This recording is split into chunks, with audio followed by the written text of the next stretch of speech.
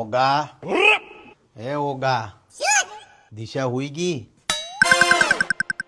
ઓગા હાડીને ક્યાં ખોહીને બેઠો શું છે મોટા ભાઈ?